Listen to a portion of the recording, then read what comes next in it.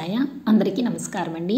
నేను మీ స్వర్ణ. Welcome back to our channel. ఈరోజు ఈ వీడియోలో ధనుర్మాసం ఎప్పుడు ప్రారంభమవుతుంది, అలాగే ఎప్పుడు ముగుస్తుంది, పండగ నెలని ఎప్పుడు పడతారు, అలాగే ధనుర్మాసం యొక్క విశిష్టత ఏమిటి, ధనుర్మాసంలో వచ్చి ముఖ్యమైన పండుగలు వాటి తేదీలు, అలాగే పెళ్లి కాని యువతీ యువతులకు ఈ మాసం ఎందుకంత ప్రత్యేకమైనది అన్న విషయాల గురించి కూడా ఈరోజు ఈ వీడియోలో వివరంగా తెలుసుకుందామండి.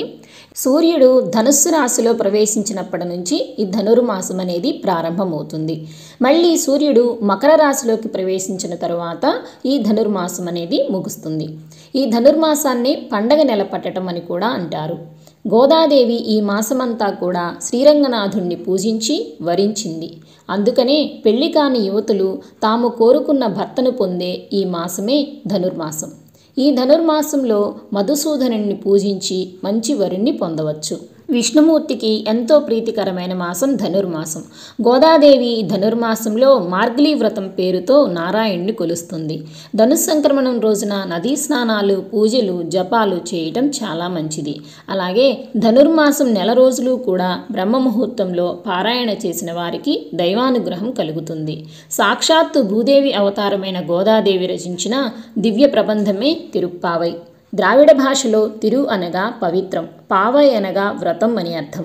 ఈ ధనుర్మాసంలో శ్రీ మహావిష్ణువుని మధుసూదనుడు అనే పేరుతో పూజించి మొదటి 15 రోజులు చక్కెర పొంగలి లేదా పులగం నైవేద్యంగా సమర్పిస్తారు.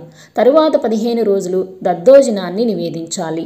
మార్గశిర పౌర్ణమి తరువాత వచ్చే పాడ్యమి నుంచి వైష్ణులు ధనుర్మాస వ్రతానికి శ్రీకారం చుడతారు. ఈ వ్రతం వల్ల మోక్షం సిద్ధిస్తుంది. ధనుర్మాసంలో శ్రీకృష్ణుడికి తులసీమాలను సమర్పిస్తే స్త్రీలకు నచ్చిన వరుడితో వివాహం జరుగుతుంది అని పురాణ కథనం. మరి అంతటి పరమ పవిత్రమైన ధనుర్మాసం ఎప్పుడు ప్రారంభమవుతుంది, ఎప్పుడు ముగుస్తుంది, వాటి తేదీల గురించి ఇప్పుడు తెలుసుకుందాం. 2024వ సంవత్సరంలో ధనుర్మాసం డిసెంబర్ 16వ తేదీ సోమవారం రోజున మార్గశిర బహుళ పాడ్యమి తిథితో ప్రారంభమై 13 జనవరి 2025 సోమవారంతో ధనుర్మాసం అయితే ముగుస్తుందండి.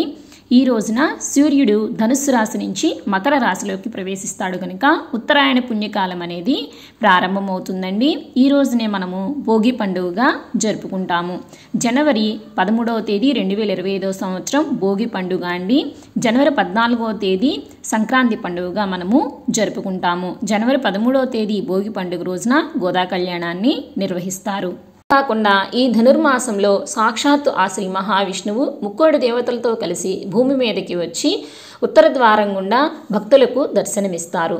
అంతటి పరమ పవిత్రమైన రోజు ఈ ధనుర్మాసంలో ఎప్పుడు ఏ తేదీన వచ్చింది అని అంటే 2025వ సంవత్సరం జనవరి 10వ తేదీ శుక్రవారం రోజున ముక్కోటి ఏకాదశి అయితే రావటం జరిగిందండి. ఈ ధనుర్మాసం పండుగ నెల రోజులు కూడా ఇంటి ముందు పండుగ హడావిడిని గుర్తు చేస్తూ 4 వీధుల చిహ్నంగా ముగ్గుల్ని తీర్చిదిద్దుతూ ఉంటారు. అయితే ఈ ధనుర్మాసం సౌరమానానికి సంబంధించిన పండుగ, కానీ మనం తెలుగువారం చాంద్రమానాన్ని అనుసరిస్తాం కాబట్టి దీనికి గుర్తుగా ముగ్గు మధ్యలో చంద్రుణ్ణి తీర్చిదిద్దుతారు. ఇవండి ఈరోజు ఈ వీడియోలో ధనుర్మాసం యొక్క ప్రారంభ మరియు ముగింపు తేదీలు, ధనుర్మాసం యొక్క విశిష్టత, ధనుర్మాసంలో వచ్చే ముఖ్యమైన పండుగలు వాటి తేదీల గురించి తెలుసుకున్నాం కదండి. ఈ వీడియో మీకు యూజ్ అయింది అనుకుంటే తప్పకుండా ఒక లైక్ చేయండి, షేర్ చేయండి, అలాగే మన ఛానల్ని సబ్స్క్రైబ్ చేసుకోండి.